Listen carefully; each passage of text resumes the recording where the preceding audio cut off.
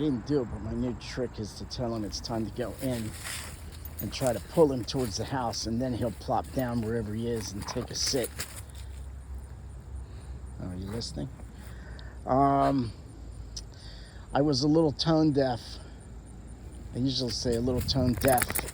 For some reason, I say those words, pronounce them interchangeably. Anyway, I was tone deaf yesterday when I was talking about Armenia.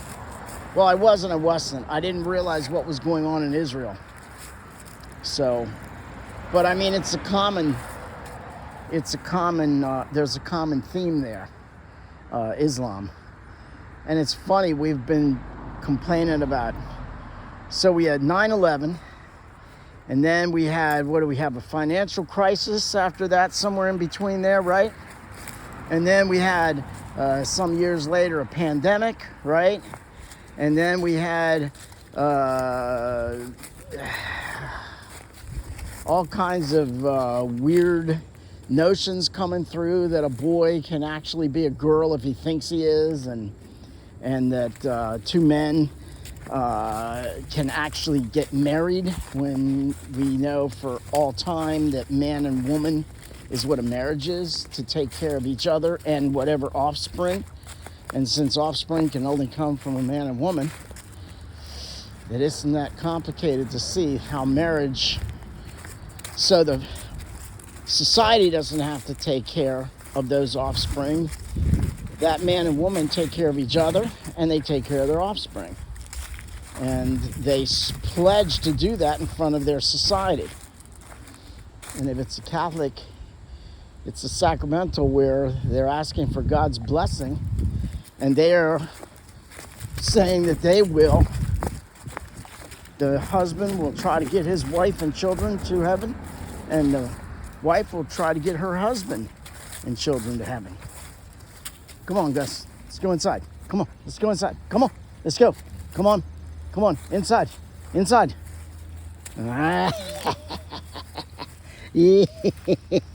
Who's the smart one now, huh? Anyway, and so we kind of forgot after 9/11 about Islam. And I'm sure that's the way they wanted it.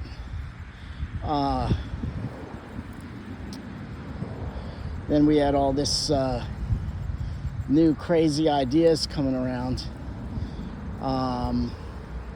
So, yeah, I was a little tone deaf talking about Armenia, but Armenia is in trouble. Israel is in trouble. The source is ultimately the same, Islam.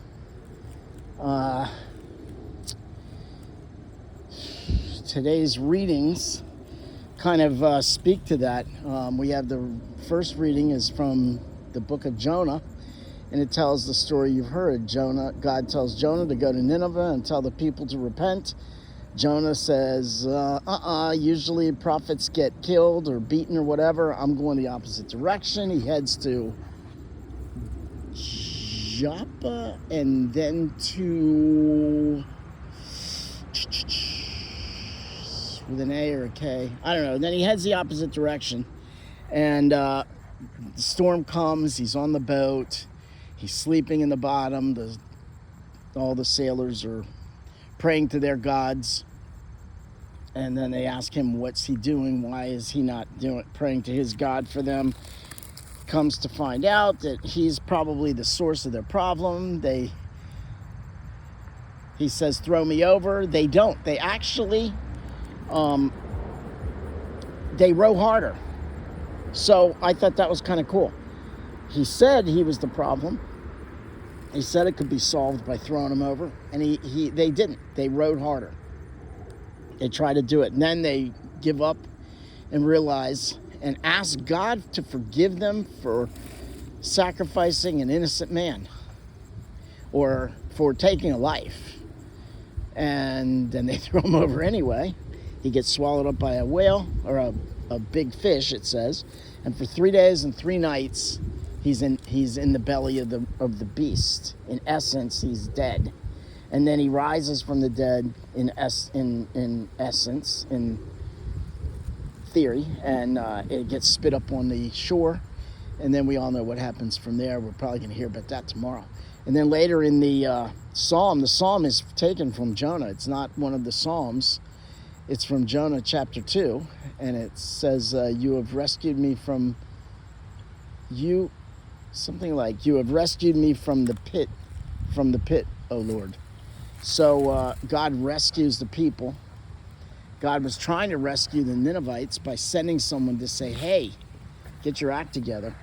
And in the Gospel of Luke, chapter 10, 27 to 35, or somewhere abouts there, we hear the story of the Good Samaritan.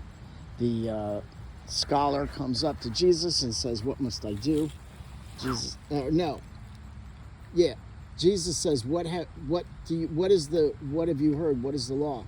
And he says, to love God with all my heart, my mind, my soul, my strength, and to love my neighbor. Jesus says, okay, let me tell you this. There's a parable. There's a guy gets beaten, left for naked and robbed. Priest comes by, ignores him. Levite comes by, ignores him. And then a Samaritan, who's basically a pagan to the Jews, comes by and shows pity. Takes care of the man, leaves him at an inn, and says that leaves money for the man's care. Who's the neighbor? And it's the Samaritan, who's actually considered a pagan, who's considered a savage to the Jews, and yet he's the one that did the right thing. So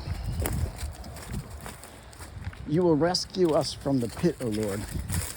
I think that is the psalm for the Armenians, the psalm for Israel today, and really the psalm for the United States, because we are going in the wrong direction.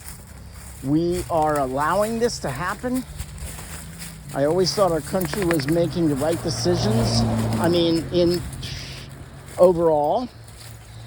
And clearly in my lifetime, in these last few years, we have gone off the rails. Off the rails. We are giving up our religion. Unprecedented loss of people with faith, with the Christian faith. And Ukraine's in a war, Israel's in a thing. We're going to get drawn into these things even more. And now they talk about how the country is divided. So someone out there, do the damn math. Come back to your faith. Come back to Catholicism, not Christianity alone. Catholicism. Come back to the purest form. Come back to the religion Jesus started.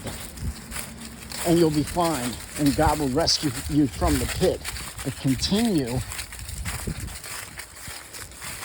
to go away from Nineveh as Jonah did, and we're going to get swallowed up by the whale. He's already got his mouth open now. So wake up, America.